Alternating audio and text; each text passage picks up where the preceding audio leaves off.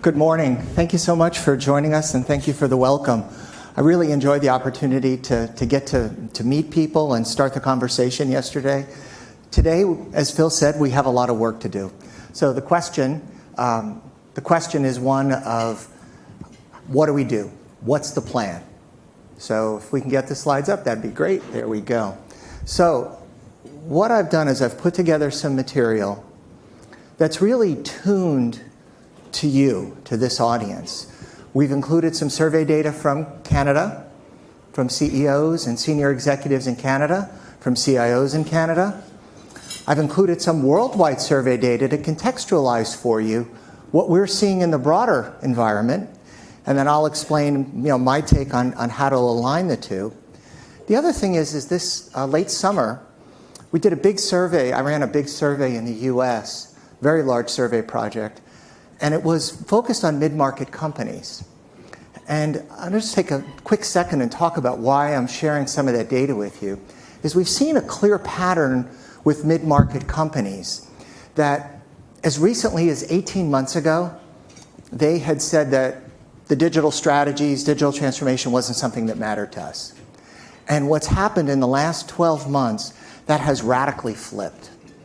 And it's really an interesting juxtaposition, and I think there's some parallels to what you're going to see when we look at the regional data for Canada. So with that, I'd like to get started, and I want to jump right into it. And I want to share with you, we went to 160 senior Canadian business leaders, and we asked them, what's your organization's top business priority for next year? And we got some predictable responses. Roughly 25% said number one was, my words, not theirs, feed the beast. Make the numbers, run the business, improve operations, get productivity up. In other words, optimize what's inside the four walls. What's really interesting to me is when you look to the other categories. Remember, we only asked them what are they going to focus in the first 12 months.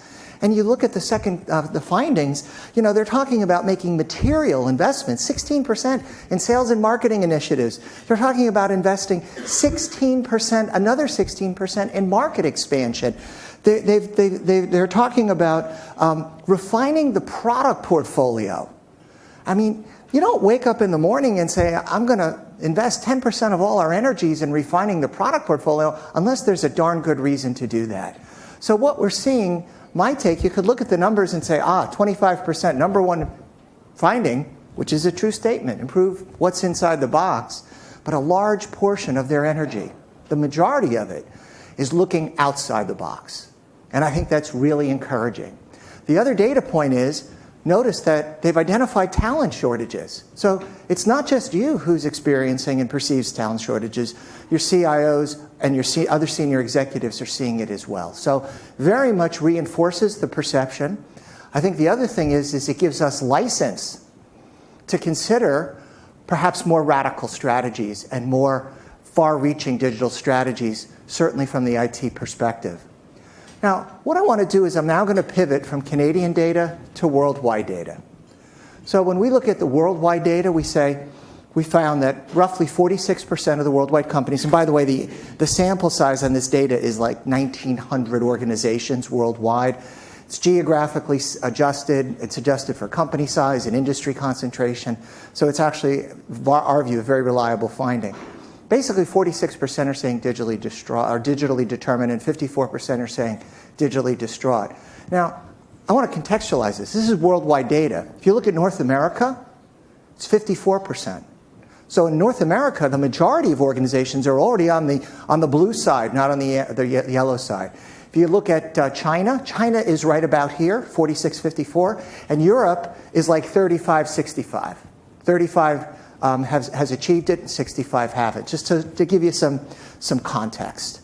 So we talk about four areas. We talk about strategy, we talk about strategy, we talk about financials, we talk about platform.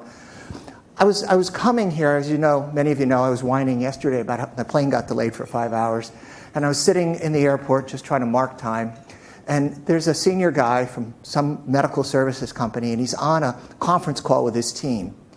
And oh my gosh, when you start looking for boorish behavior, most of the time we see things and we just kind of let it go and you ignore it. I was listening to this guy on the phone and I was thinking to myself, just kill me now before you put me on his team. I mean, the way he was treating people, the condescension, he cut people off. I'm thinking, why would anybody want to bleed for this guy? Why would you really want to go that extra mile working for somebody like that? It's a really interesting question. Think about the strategy issue. And this is one of the key findings. Is it a strategy for every line of business, or is it one strategy? Now I'm going to use less polite language. Think about it as the CEO having a strategy, which would be one strategy, and then think about the CEO abdicating the strategy and saying, I'm in charge, you go figure it out. That's what a line of business strategy means. The CEO isn't willing to lead, to take chances, to make a decision. Similar behavior for financials. I'm not going to commit. Quick story, sidebar. I had an opportunity a few years ago to do a 30-year retrospective on an old-fashioned technology some of you may have heard of called EDI. Anybody remember EDI, electronic data interchange? It was going to change the world. Okay, it was basically the first form of electronic business. We went back and did a 30-year retrospective on companies to see how the ones that invested in EDI had succeeded. And it was a really stark finding. The bottom line was this. The companies that invested in EDI had no material difference in returns or business outcomes. Then we looked at the companies that had not invested in EDI, and they had all gone out of business. Shocking. The point is, sometimes in the world, you have to put your money down, and you have to invest to stay in the game. And I would submit to you that a lot of what we're talking here is a reset on our business models. And we have to recapitalize. So this is not a time where you're going to sit here and micromanage to the third decimal place. The final point is the platform, and I think the platform, honestly, is a reflection of strategy. I want to take one more quick sidebar. When we talk about this digital stuff, we talk about a strategy. I want to share with you a quick story from a CIO I met at a conference back in May. This guy, young guy, he was so full of energy and enthusiasm.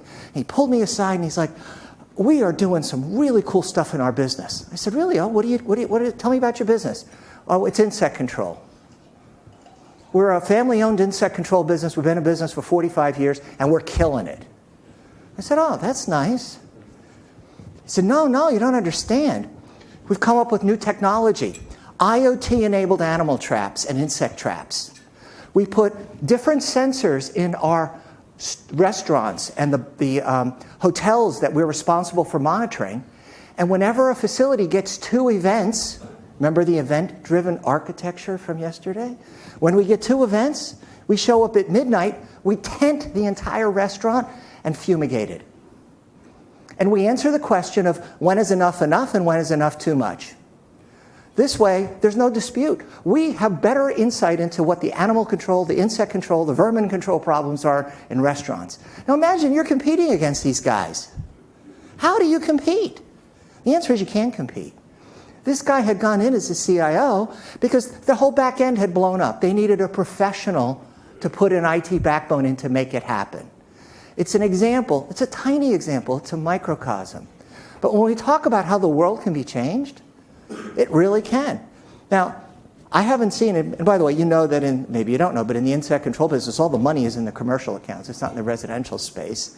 So if you can figure out how to roll up the residential or the commercial, the residential stuff doesn't even matter. You've basically eaten the heart out of the market. So it can be done. And when we talk about these new digital strategies, those are the kind of examples, and that's the kind of enthusiasm and energy as we think about becoming strategic CIOs. What's the art of possible and what can be done? So let's look at Canadian organizations.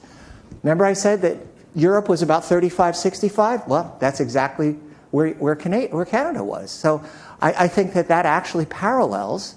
I also think that part of this is that the samples, when you look through the survey samples, there was a disproportionate weighting towards small and medium business. So I look at these survey findings, the 35-65, as actually quite in line. You're basically right in line with what we're seeing in other geographies. I think it's quite consistent. And I think the other thing you have to consider is why does an organization implement new digital strategies? And there's really 2 reasons. The first is you have to. You're part of a supply chain. And the customers, the suppliers say, you want to play? Get on board. Use the systems. And if you don't, you're not going to be part of the organization. You're not going to be part of us. You're not going to be one of our key suppliers. The other is the example of this family insect control business. There's an opportunity to disrupt the business. And by the way, did they set out to disrupt the business? Of course not. They set out to try to figure out how to reduce the use of pesticides, which is a great thing. Remember, when is enough and when is enough too much? Think about all the chemicals they're using. They were literally trying to reduce the amount of chemicals. That was the objective of that plan, not to come up with a new way and completely reinvent the insect control business. So by the way, when I look at where Canada is as a geography, I think you're right in line with the other countries, given the mix of company sizes and the geography that you operate in. So first case study. This is about AI. It's about Friday's restaurants. There's, and I forget the number, it's either 600 or 800 restaurants. They've been around for over 50 years. You've probably been into one at some point in your life. So these folks set out to align an AI strategy with the business and to make that AI business or their AI initiatives visible and tangible to the board and to the shareholders. And you're in the restaurant business, what the great thing is, it's a really simple business. First of all, you want the people that ate in the restaurant to come back and eat again. Okay, so what are they doing with their AI? The AI goes into the customer database and creates 1,500,000 custom offers a day to existing customers to come back to the restaurant based on what they've bought before. It moves the needle. Second, you want to find people like the people who came to your restaurant to come to the restaurant and eat your food. So what are they doing? They're using AI. They're creating another 1 million offers a day, doing social media analysis, and making offers to people to come into the restaurant. The third thing is you have to run a tidy ship, an efficient ship. And what are they doing? They created a chatbot, an Alexa, for the company, for the store managers. When you have a retail operation, your store managers are your frontline people. They're the people that make all the difference in a particular restaurant. So they literally have the equivalent of an Alexa on their desk, and when they have a question about an HR policy or a form that has to be filled out, they ask the chatbot. They don't have to get on the phone and wait in a queue at headquarters to get a question answered. The CEO and the CFO acknowledged that these initiatives had tangibly moved the company's revenue growth and its profitability, using technology that all of us have access to if we choose to. So when you think about the best-in-class AI, this is a best-in-class AI initiative that's on the ground, it's working, it's making money for this company. So Canadian IT execs see business agility as a concern. What is your top concern when it comes to IT as it supports your organization? IT responding. Let's start in the middle. Security, 22%, the most current number. I would submit to you that if you're not concerned about security, you don't have a pulse. Okay? It has to be something that is always on the agenda. So let's concede it, let's acknowledge it, let's move on. We have to address it. The threats are rising. The attack vectors are increasing. The attack surface is increasing. You know what? We are fighting in my opinion, a rearguard action on that. Reliability and runtime. Notice the trend line. People are not so much worried about it. This is table stakes. This is what it takes for us as business leaders to succeed. So we go to the far left. The ability to adapt or change in a timely manner, 42%. So what is the key finding? Number one, we've got to move our agility, right? We said, well, what are we going to do? What's our business plan? What are we going to work on today? Number one thing we have to work on is agility. Let's keep going. What's number two and what's number three? Number two, limited expertise. Limited expertise. That was what the survey finding was for Canadian executives. Again, we touched on that yesterday. And the third, an ability to create tactical roadmaps or plans. So that's what I'm going to focus on for the remainder of my time this morning. I'm going to focus on three things. How can we improve agility? What can we do about the limited expertise? And what can we do about tactical plans? How do we manage that? Does that sound like a reasonable approach based on the survey findings? I'm seeing some head nods. So let's rock. That's what I'm going to do. So in terms of the speed and agility, I'm going to talk about that as the first piece. Then I'm going to talk about technology, talent, and skills. Then I'm going to talk about building a digital roadmap, building a roadmap.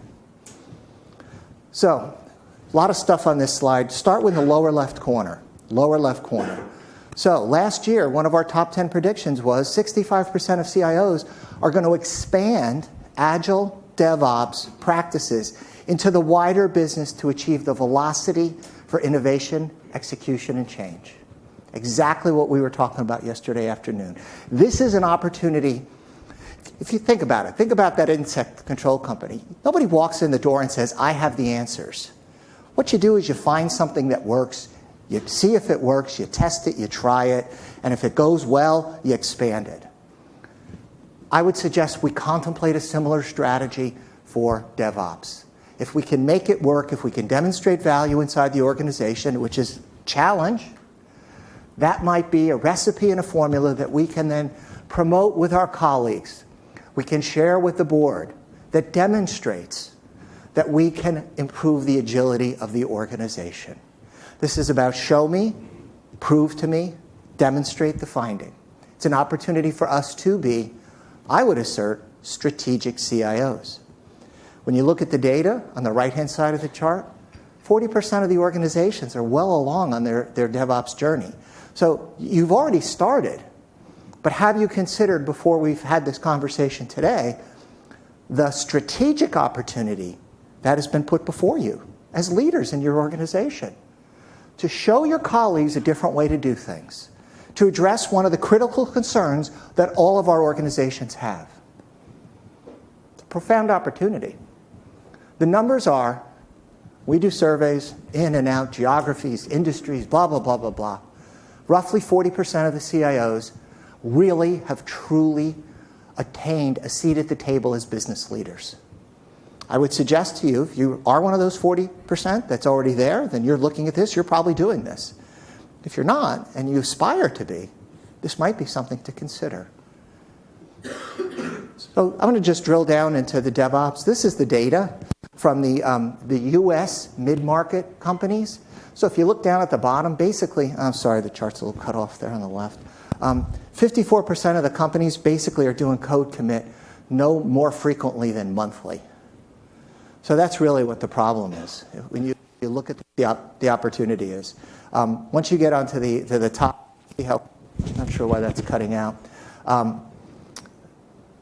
On the right-hand side, these are the benefits folks are seeing, and they're talking about it from the context of, support for containers, which helps the cloud strategy, ability to continuously scale, keep up with app code releases, and so on and so forth. Let me simplify that for you. There's 3 numbers you need to know when you talk about DevOps. Number 1, people talk about DevOps saves money. Well, the answer is that we find it's about a 20% cost savings, which frankly is it within the margin of error. So are you going to rip the place apart for 20%? The answer is I would caution you. The second thing is we do DevOps because it improves quality. The survey findings are about 30% improvement in quality. So there's enough there to consider it, but there's not enough there to mount an expedition to climb Everest to go achieve it. The third finding, it improves speed. 210% improvement in speed. Let's call it, keep the number simple, a 200% improvement in speed. That's why you rip the place apart. That's why you go through the anguish. Yes, you get some benefits in efficiency, you get some quality improvements around the edges, but it's really about a technique that improves speed, and it's going to challenge us. It's going to make it difficult. So we'll talk about Dick's Sporting Goods. Dick's Sporting Goods is a company that's experimented with DevOps, and frankly, they've had some wins and some losses, which is why I'm highlighting them as a case study. The losses is that the IT department got this whole DevOps thing down. They were cranking. They were putting out code faster than the business could absorb the changes. Exactly what we were talking about yesterday. Okay? The drive sprocket got disconnected from the wheel at the back. So IT was spinning, and it was just wasting energy, consuming resources. So what did they do? They recognized it. They went back. They did a rethink. They sat with their colleagues in the business, and they put in a process that basically said, we're not going to make a change unless we can demonstrate that it has a business impact and a business sponsor. And that's what they did. And guess what? It achieved the outcomes. So as you think about DevOps, I'm not suggesting this is as a cure-all. It has its potential for weakness, and it has its potential for problems. The best practice is having a partner in the line of business who's connected with each change that you're making. Then you're going to feel, they're going to see and they're going to absorb, they're going to recognize the changes, and it's going to help move the needle. One final point. How many of you in the room, and this is a mini survey, have a formal change management agenda? When you think about your management, your personal management style, what's on your personal management screen that you talk to yourself about or you report to your boss, have you really said, look, I have to put change management on the agenda because I, as a leader, have to do this. I have to show the leadership and demonstrate the leadership. This slide summarizes a whole library of change management research that my team has put together, whether it's unifying the language that the organization is talking about, the vision, creating a plan for change management, then embedding the skills and practices, and then creating the resiliency to recover from problems. I would suggest the best practice, as you think about all these new digital technologies, is that you keep a formal log of every time there's a problem and a setback. Because you know what's going to happen. Go back to the insect example. Every time there's a false positive, every time there's something wrong, what are people going to say? Well, this is a bad idea. I told you this wouldn't work. Keep track of them. Keep track of the missteps so that you can actually say, yeah, there were missteps. There's always going to be missteps. That's not the point. The point is, what's the ratio of the missteps to the positive outcomes? So it's not about running from the problems. It's about embracing the problems, acknowledging the problems, and talking about it in a positive way. That's going to build our credibility as a leader. It's going to set the tone for a much more open management dialogue. Because if all we're doing is taking shots that are 99.9%, boy, we're leaving a lot of opportunity on the table for the organization. I'm not saying swing for 51% probabilities, but we have to try, we have to find that sweet spot based on your organization's risk tolerance. So let's talk about technology, talent, and skills. So we did a survey, and this one was the mid-market. And it's what's kind of shocking is we actually went and listed job titles, and we asked them how many, which job titles. By the way, I gave them a list of like 120 job titles. So I said, which job titles are you going to hire in the next 12 months? And the answer is we came back with. Now, the point here is that 26% of the people are hiring cloud administrators, and there's another high percentage that are all hiring these other tasks, whether it be data scientists, cloud architects, DevOps architects, data architects, customer administrators. In sailing, or in the shipping industry, this is called everybody going to one side of the boat. Now, what happens when everybody goes to one side of the boat, right? We all know bad things can happen when everybody goes to the one far side of the boat. This is what's happening. We had people on our stage here, many of folks from Canada, literally talking about how they are going to search for the best people. In a nice way, they were looking at you and they were challenging you because they're competing with you for those same resources. And that's clearly what we're going to be facing. Everybody needs the same skills. So as you think about what your plan is, what are you going to do different when you get back to the office Thursday? What are you going to do different about this? A lot of organizations talk about it in the context of the future of work. So when we talk a new work model at scale, there's two things I want to share with you. Number one, really very pleased that yesterday I didn't hear a single negative comment about working with millennials. I don't know why, but somehow, for some reason, that's kind of gotten under my skin. Listening to folks that are more seasoned complaining about the new approaches of the millennials. I have a millennial on my team, and she is just freaking outrageous. She is the most high potential individual on the team, and she is killing it for us. So I feel protective of her when people make a general comment about millennials. Now I'm going to let you in on a secret. The millennials have a code word to slam boomers who are whining about millennials. Seriously. The code is when they say, the full term is okay boomers. But when they hear it, if they hear a slam, because they're generally a polite group, they'll use the term okay. And that's code among all the millennials that there's somebody in the room who's an old dog who's saying a lot of trash talk. So next time you're in a space with a mixed group and you hear somebody whining and talking about, the younger generation, listen if somebody pipes up and just uses the simple phrase okay, and then watch the eyes in the room go back and forth. Because somebody's getting hit and they don't even realize it. Watch it going forward. These are 4 best practices from your peers in different organizations. Tom McKee, embed an HR partner on your leadership team. So yesterday you asked me what I'm doing in the research world to disrupt my organization. Well, we tried this. We put HR, we actually have 2 HR people, one for the sales organization and one for the research team, sit on all of our leadership team meetings. I will tell you, I will acknowledge that in the beginning, like the first year, it was awkward. It was difficult. But I'll tell you what, I'm a convert. It's really, it has reduced the we versus them mentality. It's made the HR team, it's drawn them onto the management agenda. They really help us with the agenda. It's a very constructive step. Something to consider. Upper right-hand corner, everybody talks about working with the universities. My question is, how deep and how sustained is it? Is it just talk, or is it real? Have you made the real investment and demonstrated it over time? Bottom left-hand corner from Shannon. Harness everybody's knowledge, leading with diversity. I got to tell you, I struggle with this one, not because I struggle with the idea, but because I struggle with finding qualified, diverse people. Okay? And what's really interesting is we'll bring some folks in, and it's real.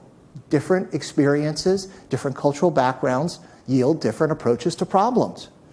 And if you're not actively embracing this, and by the way, this is through your actions. You have to look at the slates that are coming through for the jobs. You have to prod and poke your managers who work for you, and really challenge them. Are they going that extra step? It will strengthen your team. In the end, if you want to succeed, your team has to reflect your customers. That's my perspective. You have to reflect your customers. And if we don't reflect our customers, we're failing. We're not connecting with them on an intimate basis.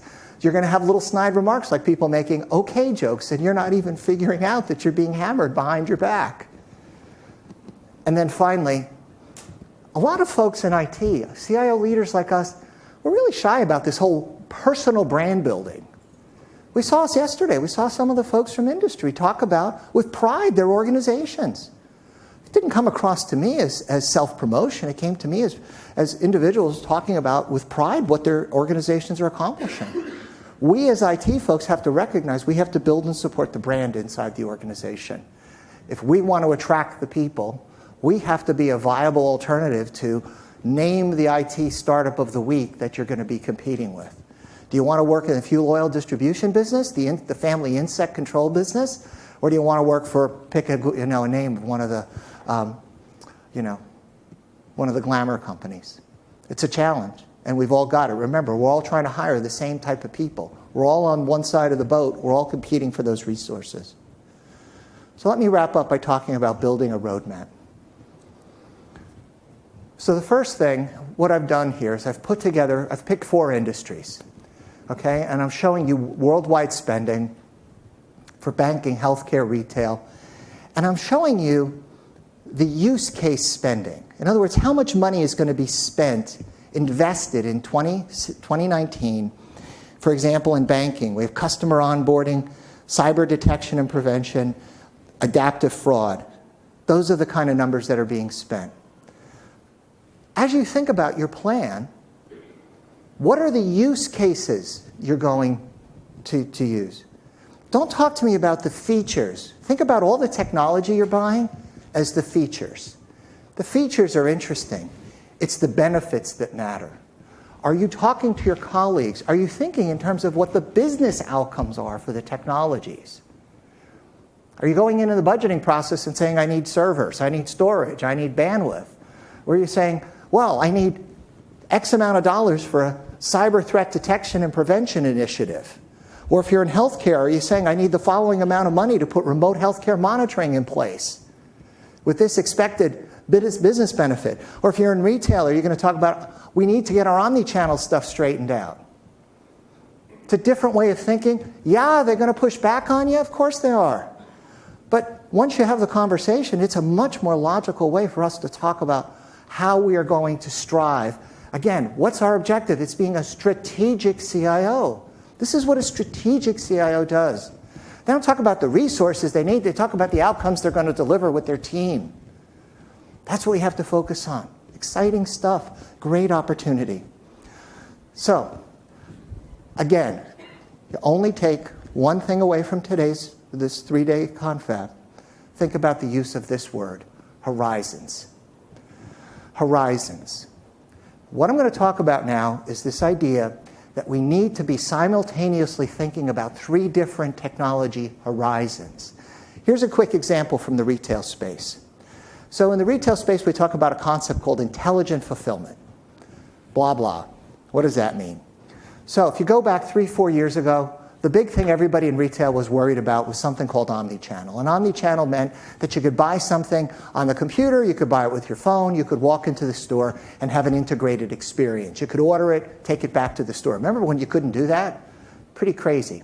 Most people have figured that out. Now imagine that if you were working for a medium-sized retailer here in Canada, you went to the board and you said, hey, I need $5 million to straighten out this omni-channel thing. You got it straightened out, good job. The problem is now, you've got the next problem, which is what everybody in retail calls real-time inventory management. And what that means is if you look at most second-tier retailers, they don't ship from a warehouse, they ship from the stores. I'll use in the US the example of Home Depot. When you go online, you order from Home Depot, most of the orders are sent to a store, and some clerk in the store who's got time actually goes and takes it off the shelf, packages it up, and mails it to you. That's where the stuff comes from. Now think about how inventory management systems work. Inventory management systems work by keeping track of what gets sold by what store. Well, if the stuff isn't selling in the store because we got too much inventory in the store, but then we're selling it by shipping it out to fulfill electronic orders, we're self-perpetuating and accelerating the mistake in the inventory management system. So in other words, we only have to redesign the entire management and inventory and fulfillment and tracking and forecasting system, which in a retail operation, no problem. Give me another $10 million this time to fix that. Well, how come I just gave you $5 million to fix this omni-channel thing? How come you didn't tell me this $10 million was the next thing? Well, that's because what I'm thinking about and worried about now is the just-in-time production issue. Because we think you're going to see real-time production of sneakers, as an example, in the stores within 18 months. Guess what that's going to do to the whole inventory forecasting and management system? You're going to need another $10 million to fix that mess.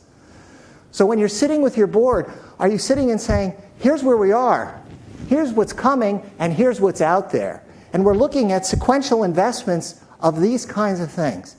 I can't tell you how powerful it is to be able to, in a meeting, which I have done personally, and we say to somebody, hey, look, that's a great idea, but you know what? We're going to move that to Horizon 2 because it's out of scope. And they go, oh, okay. And you know what? If you have a roadmap that actually shows what you're going to work on by each of the areas, and you can say, here's what's Horizon 2, you're actually keeping track of it, you've actually built a model. You've built a roadmap of how you're going to drive your digital strategies. And now you've got something that's simple, straightforward, it's on a single piece of paper, everybody can grasp it, and you've laid it out. Again, you want to be the strategic CIO, you want to be in that 40% that's actually sitting at the table, driving the business. It's a great opportunity. And it all comes down to thinking about one word, horizon. It's not, we're going to do that later. That's a Horizon 2 project. Horizon 3 project. And now you're simply having a battle of which projects are going to fit in which horizons, given the money and the resources and the business trade-offs. So now you're facilitating a discussion about trade-offs. That's leading. That's what leading is. That's what governance is. Right? You're facilitating a choice. Quick example, Westpac, bank in Australia, spends $800 million in the last 2 years on their digital strategy. Big deal for them because they've really gotten banged up down there. They've had their share of problems. It's interesting. I'm not going to go through the case study in too much detail, but for them, the big thing is they actually put APIs in place as part of their horizons of all their technology projects. And it really worked. It created energy with their employees. It created energy with their customers. So again, this notion of radical transparency, it really worked. My final thought for the day, I challenged you yesterday to reflect on what your personal leadership development plan was. This is IDC's future enterprise model, 5 categories. Future of intelligence, future of work, future of operations, future of customers, future of culture. This might be a rational way, a radical way, to think about what your IT strategy is. How are you going to organize what you're going to work on? How are you going to organize a framework to sit and discuss it with the leadership? If you organized it around these 5 domains, it might be a simple and different way to communicate. I've actually encouraged some of my clients, and I'll encourage you, you're going to get a copy of today's slides, print out this slide, hang it on your bulletin board. As you think about the articles you read, figure out where are the articles being located? What are you seeing as the opportunities?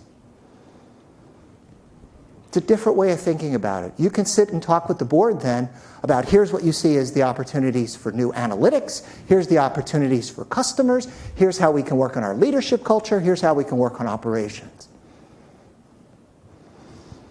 And finally, this is basically a quick summary of what we deliver at IDC. But what I'd like to do, I think I got about time for 1 quick question, 2 quick questions. I know it's early in the morning. Anybody have any screaming comments when I'm saying it? You're looking at it, please, go right ahead. Could I have your name and company, please? Hello. My name is Etienne with Hexo. I'm wondering, it's been 10 years of economic growth, and everything I'm hearing is, here's some investments and go forward and help the business out. I'm wondering if we see an economic downturn, which is at some point inevitable, how does that change how we look at future investments and roadmaps and that kind of thing? How should we consider potential economic recessions or whatever's coming? So I completely agree with you. It's not a matter of if, it's a matter of when. The short answer is we should always be running a thrifty ship. We should always be tightening our belt, especially after 10 years of economic growth. I think at the end of the day, what I see is about half of my clients report back to me that they have simultaneous initiatives to control cost and to do new investments. So they can go to their board and they can say, look, yes, I understand we need to cut. Here's the things that we're doing to rationalize. We're moving to open source software to control a lot of our stack, as an example. We're retiring old systems. We're prioritizing. We're renegotiating legacy contracts. And at the same time, we're doing new things. So by working on digital strategies, I would assert it doesn't obviate the need to run a tidy and tight ship. And I think that is my opinion of how one prepares for the impending storm. I'm going to be with you through the end of the event, so if anybody wants to have any conversations one-on-one, I'm absolutely available and look forward to it. So thank you very much. Thank you, Joe.